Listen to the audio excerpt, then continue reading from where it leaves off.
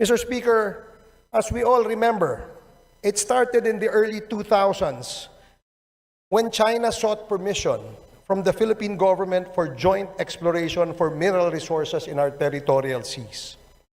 Nagulat na lamang tayo isang umaga paggising natin noong 2012 dahil inukupa na ng China ang Scarborough Shoal na nasa loob ng ating territorial seas.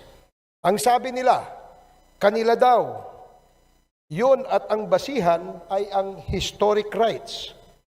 Historic rights daw na ang ibig sabihin ay mula pa noong unang panahon, nangingisda, dumadaan at naglalayag sila sa ating karagatan kung kaya't kanila daw ang Scarborough Shoal. Maraming lahi ang nangingisda, dumadaan at naglalayag sa karagatang ito mula pa noong unang panahon. Hindi lamang mga Chino, Mr. Speaker. Hindi po maaaring maging basihan ng China o ng China ang tinatawag na historic rights.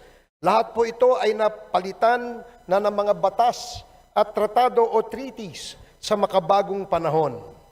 Lahat itong mga batas at treaties ay kinakailangan upang maglagay ng kaayusan sa buong mundo at mahinto ang mga kaguluhan.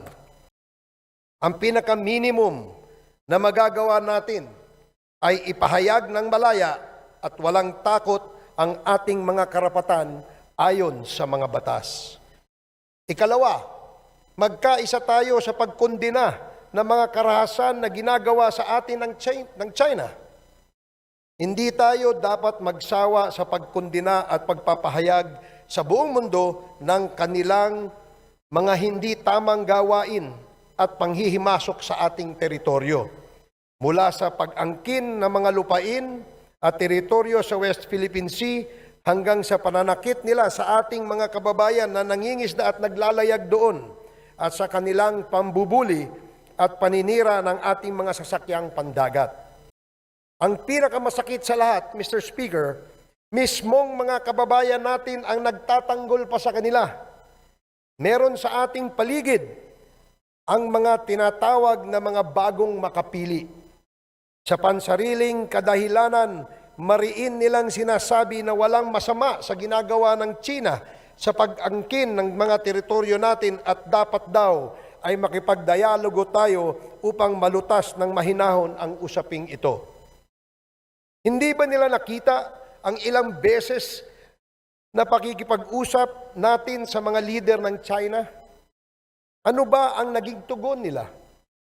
Iisa lamang, amin ang buong karagatan, pati ang buong Pilipinas, amin yan, base sa historic rights, ang tugon ng China. At ang gusto ng China ay ibasura nating an arbitral award bago nila tayo kausapin at harapin. Kung kaya naman po, Mr. Speaker, ako ay nananawagan, lalo na sa inyong mga bayarang trolls at vloggers who until this time prefer to take the side of China. Let us all unite, set all our sights towards the enemy, and have a common narrative for our freedom, sovereignty, and love of country.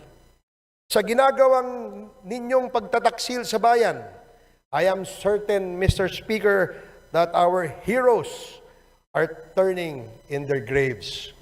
Kung ayaw ninyong tawagin kayong traidor o bagong makapili, patunayan ninyo na kayo ay hindi bayaran ng mga sindikato ng China. Imbes na fake news at propaganda ng China ang pinapakalat ninyo, sila ang kalabanin ninyo. Araw-araw mababasa ninyo ang mga ginagawang pang-aapi sa atin. Huwag kayong magbulag-bulagan o masilaw sa salapi saan mang galing ang mga yan. Mahalin natin ang ating bayan dahil iisa lamang po ito. Mr. Speaker, I do not believe that China will wage war against us because we sided with our Western allies. This is the propaganda of the bagong makapili. As a matter of fact, we achieved quite the opposite. We are now actually benefiting from the alliance as we have received modern defense equipment, training, and protection.